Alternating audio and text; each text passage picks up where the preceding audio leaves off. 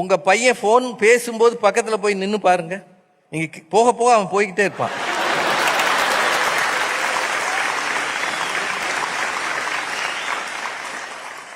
உண்மையா இல்லையா? அதாவது உங்க பையன் உங்களை விட்டு தள்ளி போகணும்னா நீங்க போன் வாங்கி கொடுக்கணும். சரி, ஒரு விஷயத்துக்கு நாம் முழுக்க அடிமையாகி இருக்கிறோம், அதைத்தான் எங்க அணியில சொல்றோம். எதற்கு? செல் என்கிற சொல் இருக்கு இல்லையா, சிறையில் இருக்கிற அறை என்று அர்த்தம். அதுக்கு சிறையில் இருக்கிற ரூம். நீங்கள் சிறைப்பட்டவனுக்கு கூட விடுதலை என்று ஒரு நாள் உண்டு, செல்லில் சிக்கியவனுக்கு ஒரு நாளும் விடுதலை கிடையாதுன்றதா எங்க அணியின் வருத்தம். சிக்கன சீரழிஞ்சான்.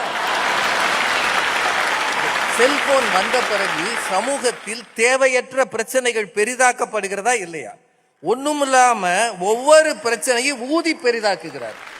செல்போன் தகவல் தொடர்பு சாதனமாக இருக்கிற வரை அது ஓகே. எப்போது அதில் எல்லா தகவல்களையும் நாம் பதிவு செய்ய ஆரம்பித்தோமோ அப்போதுதான் பிரச்சனை வந்தது என்பது உண்மை. ஒரே ஒரு கிளிக் பண்ணீங்கன்னா உங்க அக்கவுண்ட்ல இருக்கிற மொத்தத்தையும்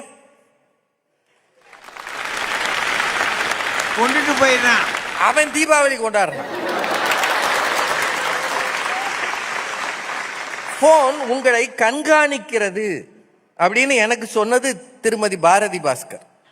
அங்க சொல்றது ஒண்ணு, இங்கே சொல்றது ஒண்ணு. நீங்கள் எங்கே போகிறீர்கள், என்ன செய்கிறீர்கள் என்பது உங்க பிரைவசி முழுக்க போன் எங்கிருந்தோ கண்காணித்து கொண்டிருக்கிறதானே கஷ்டம். சரி, இது எல்லாத்தையும் விடுங்க. உங்க வீட்டுக்கு யாராவது வர்றாருன்னு வைங்க, சொந்தக்காரரு, அவர் கூட பேசுறீங்களா? அவர் முன்னாடி உட்காந்து செல்போன் பார்த்துக்கிட்டு இருக்கீங்களா? அவர் எப்படி பாப்பார் கொஞ்ச நேரம், நான் வந்த நேரம் சரியில்லை போல. இன்னொன்னுங்க, இப்போ நம்ம பட்டிமன்ற மாதிரி ஒரு நிகழ்ச்சி நடக்குதுன்னு வைங்க. இப்போ பாரதி மேடம் பேசும்போது, இப்போ நான் பேசும்போது ஒன்றும் செய்யாதீங்க. பாரதி மேடம் பேசும்போது முன் வரிசையில் இருக்கிற ஒரு 10 பேர் மொபைல் எடுத்து பேசுங்க. ஹலோ, நான் வந்துகிட்டே இருக்கேன், நல்லா பேசுறாங்க, ஒரு 10 பேர் பேசுங்க. அவங்க பேச முடியுமா? சொல்லி கொடுத்துருங்க, அதையும் சொல்லி கொடுத்துருங்க. அப்படின்னா ஒரு சூழலை கெடுக்க செல்போனால் முடியும். உண்மை அது. எந்த ஒரு வீட்லையும் நிம்மதி இல்லாம போகணும்னா 2 பேர் செல்போன்ல பேசணும். இதுக்கு எல்லாத்துக்கும் மேலங்க, ஐயாவே அப்படி கஷ்டப்பட்டு நடந்து வருவாரு, முன்னாடி படக்குன்னு வந்து செல்ஃபி எடுப்போம்.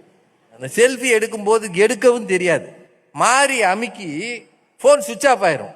இவர் போஸ் கொடுத்துட்டே நிப்பாரு.